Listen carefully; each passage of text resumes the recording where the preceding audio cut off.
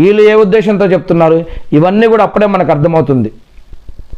మరి ధర్మంలో లేని విషయాలను కూడా ధర్మంలో ఉన్నట్టుగా ఎవరైనా కనుక చేస్తే అది ఇస్లాం ఒప్పుకోదు అని, ఇంకా ఉల్టా షిర్కు లేదా పాపంగా చెప్పడం జరుగుతుంది.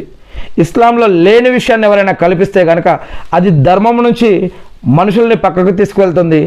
ఆ యొక్క ధర్మం నుంచి ఎవరైతే పక్కకి వెళ్ళిపోతారో వారు ఆ యొక్క దారి నరకం దాకా తీసుకువెళ్తుంది అని చెప్పడం జరుగుతుంది. ఉదాహరణకి నమాజులో 2 రకాల నమాజులు ఉన్నాయి, 3 రకాల నమాజులు ఉన్నాయి, 4 రకాల నమాజులు ఉన్నాయి, బయటకు చదివే నమాజు ఉంది, లోపల మౌనంగా ఉండి చదివే నమాజులు ఉన్నాయి కదా.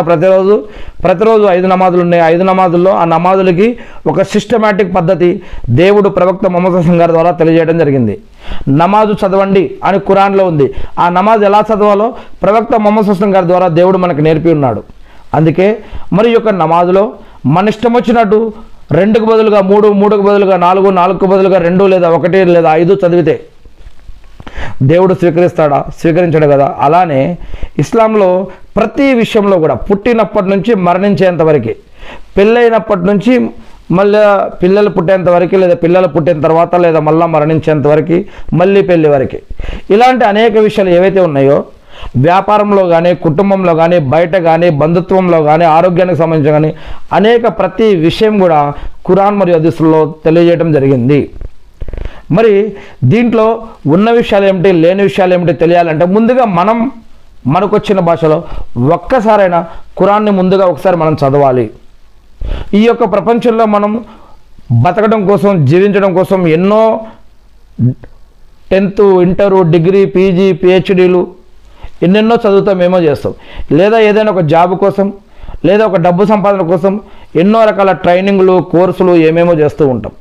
మరి అసలు మనం పుట్టాము, మళ్ళీ మరణిస్తాము, మనం ఎందుకు పుట్టాము, ఎందుకు మరణిస్తున్నాం, మళ్ళీ తిరిగి ఎక్కడికి వెళ్తాం, దీనికి సంబంధించినటువంటి జ్ఞానం మనం సంపాదిస్తున్నామా?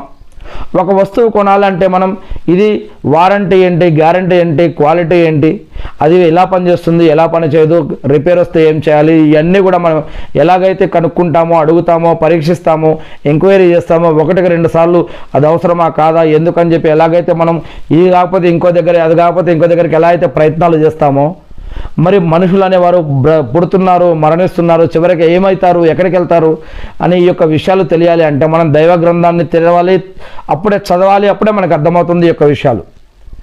ఏ వ్యక్తి చెప్పేది నిజమో కాదో తెలియాలంటే కూడా మనకొచ్చిన భాషలో గ్రంథాన్ని చదివినప్పుడే ఇతరులు చెప్పే విషయాలు కూడా సరైనవా కాదా అనేది మనకు అర్థమవుతుంది అని ఇస్లాం తెలియజేస్తూ ఉంది. ఇకపోతే కృత్రిమ ధరల పెంపు గురించి ఇస్లాం ఏం చెప్తుందంటే